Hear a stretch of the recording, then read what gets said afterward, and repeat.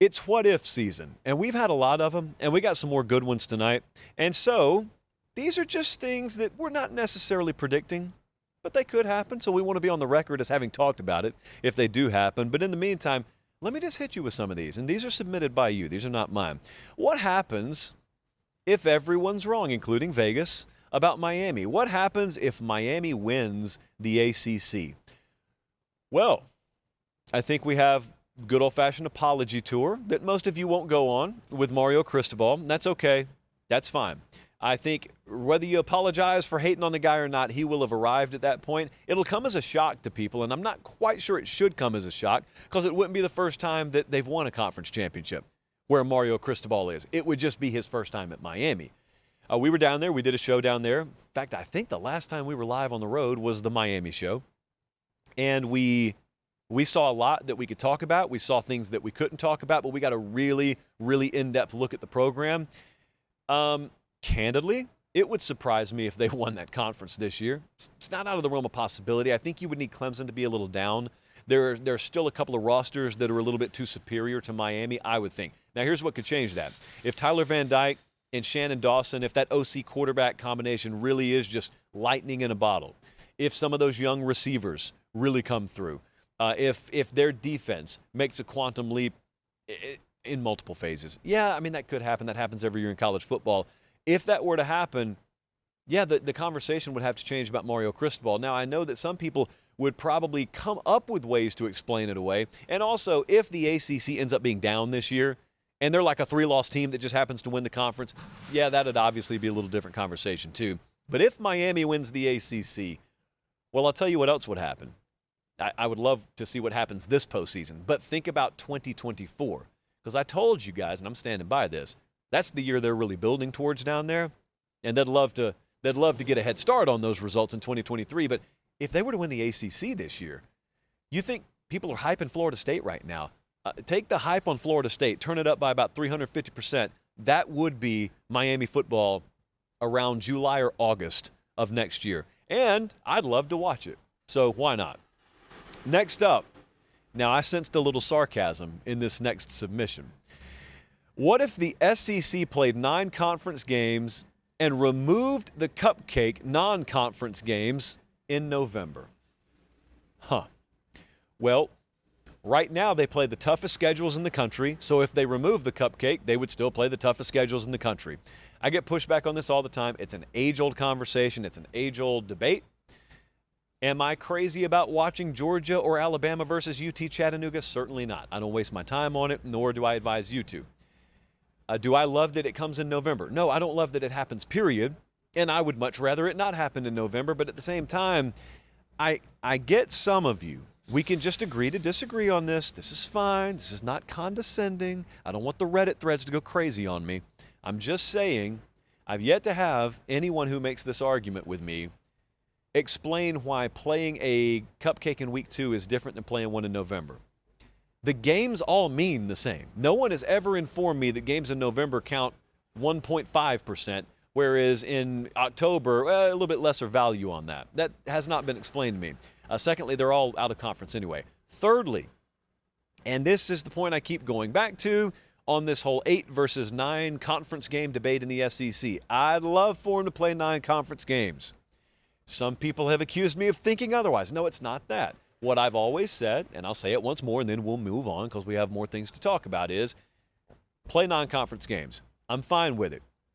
That's your decision. Just make sure when I look over on the other side of the fence at all the folks screaming for the SEC to play non-conference games, don't be hitting me with you are what your record says you are, period, in December. No, you're not. No, you're not. If you've got next year, they'll have a 16-team league. You just guaranteed inserting another 8 losses inside your conference somewhere if you play a 9-game conference schedule. Now, some of you are saying, yeah, that's the whole point. Some other conferences already do that. Hats off to them, man. Hats off to them. I don't think those leagues are as deep as the SEC, especially when you add OU and Texas. I don't think they're as deep as the SEC. That's not a reason not to play them. It's just a reason to understand that you need to change the conversation in December, and you need to allow some wiggle room in your head for the idea that if they do play 9 conference games down there, if they remove that cupcake you and I hate so much, Well, we got to acknowledge the fact that there may be one of the 4 or 5 best teams in the country having 2 losses coming out of that conference. And if you yell play 9, but you scoff at that notion, that's where we would have a rub. Otherwise, we're kind of in agreement. It just doesn't sound that way. Next up, since I'm in Indianapolis, since I am at the tail end of Big Ten Media Days, how about this? What if the Big Ten West is one of college football's best divisions? Interesting. So I sat down with Matt Rule today. Great talk. We'll have it on the YouTube channel later. He's the new head coach at Nebraska, for those not keeping track. I sat down with Luke Fickell. That video will also be on the channel from Wisconsin. This is a bridge a little bit too far for me this year. So to be one of the best, I'm assuming you mean top 3. And so you've got your own conference as the Big Ten East. You got the SEC West, probably the SEC East as well this year. The Big Ten doesn't have divisions. So, hey, the whole concept of a division is going away really quickly. So we can have this conversation and then kind of retire it. It's tough because I look at the talent rosters, I look at the lines of scrimmage in that division. They don't match up. The quarterbacks probably don't match up, but then again, there's this alternate universe, and I can kind of picture it in my head right now, where Tanner Mordecai just explodes at Wisconsin this year, or maybe Jeff Sims, talked to him today, he just explodes at Nebraska. Maybe Kirk Ferentz, come to think of it, I sat down with him yesterday too. A lot of name dropping happening. A little bit too much for my taste right now. But what if Iowa, I don't know, they score 27 per game? What a novel concept. Could win 10 if they do that. Yeah, there's that world. But you notice how many things I kind of winced at as I said it? A lot of that has to come together. In the coming years, as they're upgrading the overall coaching caliber in this division, which will just eventually bleed into the Big 12 when you erode away divisions, that's what I'm excited for. I'll talk to you about that a little bit later on. Lastly, now this is a scary proposition for my friends down in the boot, but we got to read it. So LSU, when Brian Kelly was on the show last week, he talked about how, yeah, we had to dip into the portal a whole lot at DB. Well, Mike hit us up and said, what if those question marks in LSU secondary turn out to be just above average? This is an interesting question because no one ever words it this way. It's always they're going to be loaded with potential Thorpe Award winners, or they're going to be a landfill. Mike said, hey, what if they're just above average? Which is more realistic than either of the alternate scenarios. If that happens, they'll lose 3 games minimum, probably, and won't go to Atlanta, probably. And some people will look and say they regressed year 1 to year 2, probably. And that won't necessarily be true. It'll be that one of their position groups cost an otherwise really talented team an opportunity to achieve more. That's not an LSU problem. Football teams have that problem all the time. That's why it is very much a complex game. It's not ping pong, much as I may like it to be. It's not tennis. It's not golf. It's not an individual sport. So you may very well have the best quarterback in the country this year, for all I know, in Jaden Daniels.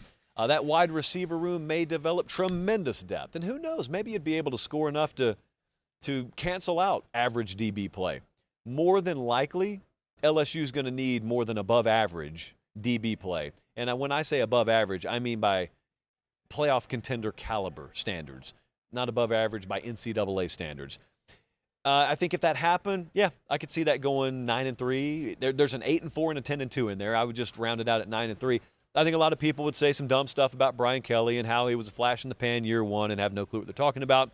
And I would probably talk in December about like I'm talking now. Fun little batch of what ifs there.